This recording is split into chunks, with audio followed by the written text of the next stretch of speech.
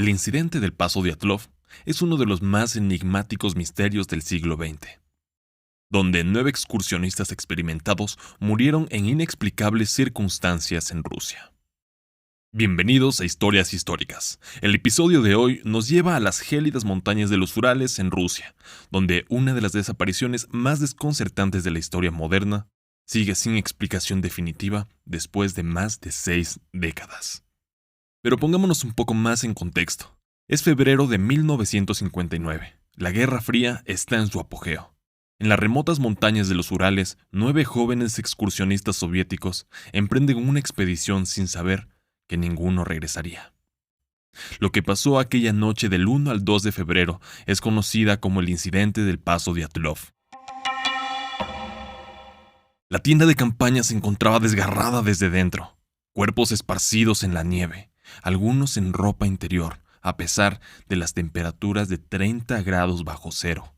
Lesiones inexplicables comparables a las de un accidente de auto, pero sin marcas externas. Niveles de radiación anormalmente altos en prendas de ropa.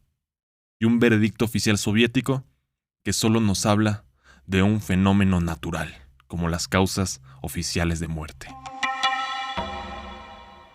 En el podcast del día de hoy vamos a adentrarnos en las investigaciones completas de este misterio que ha fascinado al mundo durante generaciones, analizando cada pista, cada teoría y cada uno de los desconcertantes detalles que rodean este caso. Para entender completamente el incidente del Paso Dyatlov, debemos situarnos en su contexto histórico. Estamos en 1959, en plena Guerra Fría. La Unión Soviética mantiene un control masivo sobre la información, especialmente cuando implica zonas estratégicas militares. Y los Montes Urales eran precisamente eso, una región crucial para el desarrollo militar soviético, con instalaciones relacionadas con investigaciones tanto nucleares como tecnologías avanzadas. Los Montes Urales constituyen la frontera natural entre Europa y Asia, y son uno de los sistemas montañosos más antiguos del planeta Tierra. El área específica donde ocurrió la tragedia, posteriormente llamada Paso Dyatlov, se encuentra en la montaña Jolat-Siag, en una zona extremadamente remota al norte de los Urales.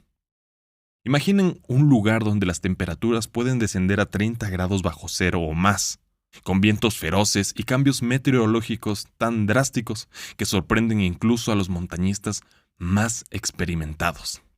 Este es el escenario donde se desarrolla nuestra historia. Pero, ¿qué hacían estos jóvenes en un entorno tan hostil?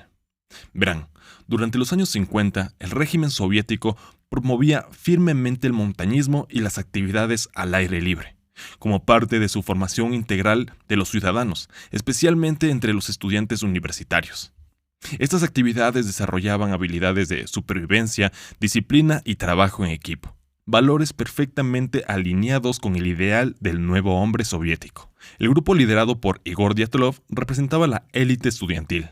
Jóvenes preparados, disciplinados y con experiencia considerable en expediciones similares.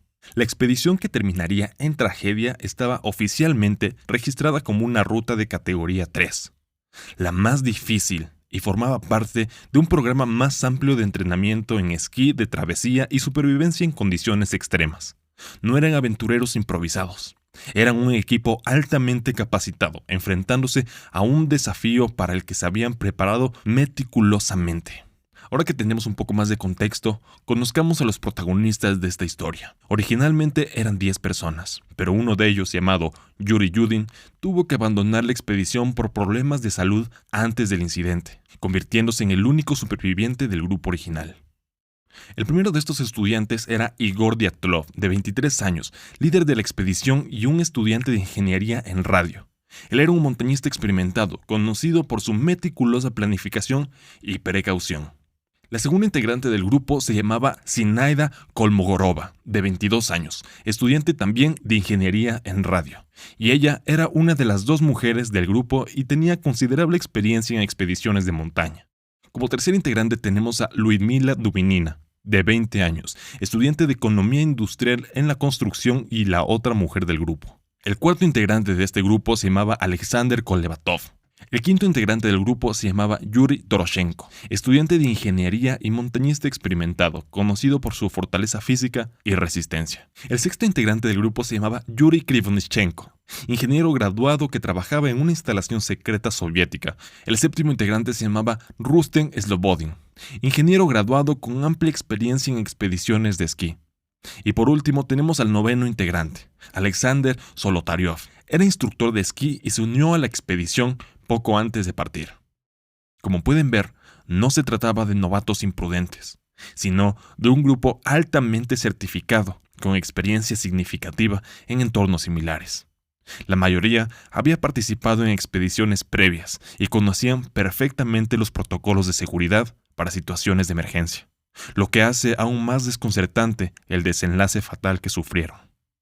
El 23 de enero de 1959, el grupo se reunió en Ekaterimburgo para iniciar su expedición. El plan era realizar una ruta de esquí de travesía por los montes Urales, específicamente entre la República de Komi y el Oblast de Ekaterimburgo.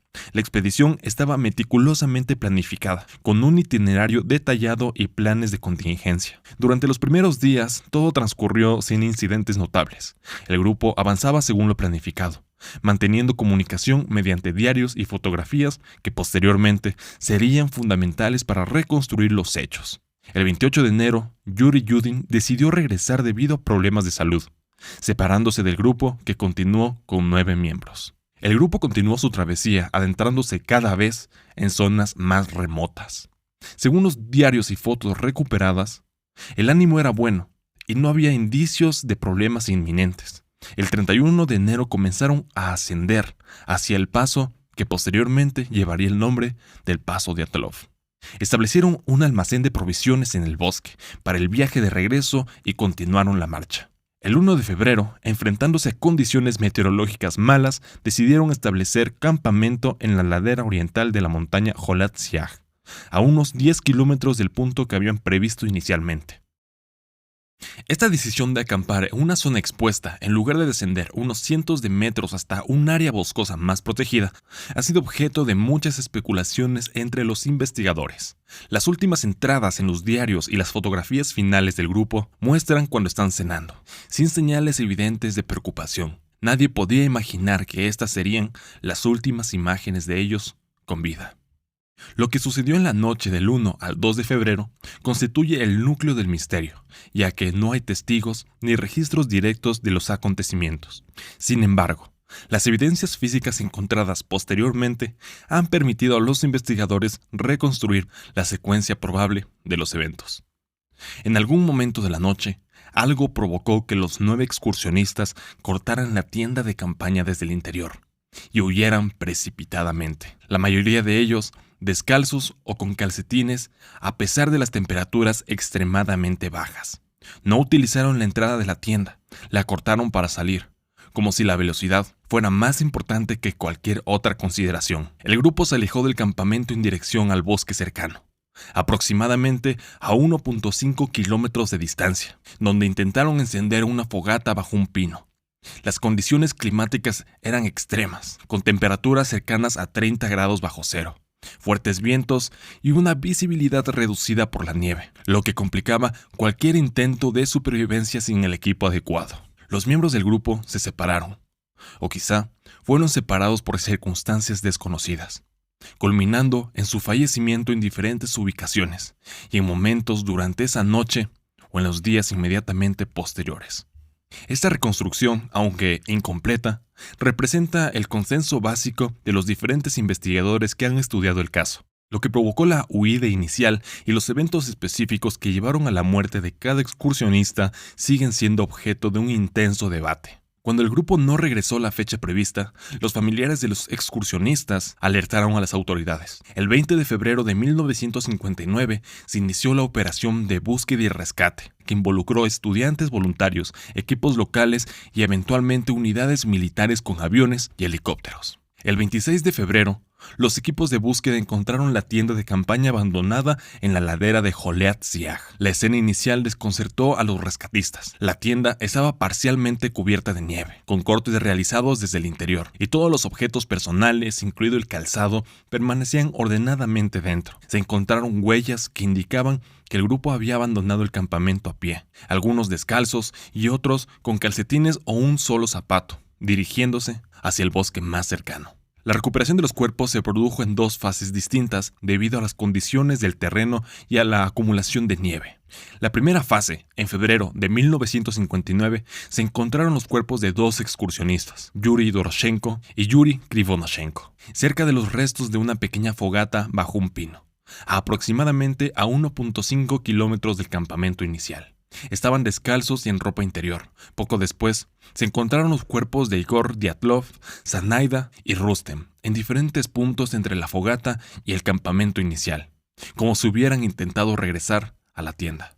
En la segunda fase del hallazgo, con el deshielo de la primavera en mayo de 1959, se descubrieron los 4 cuerpos restantes: Lyudmila, Alexander Kolevatov, Nikolai y Alexander Solotaryov.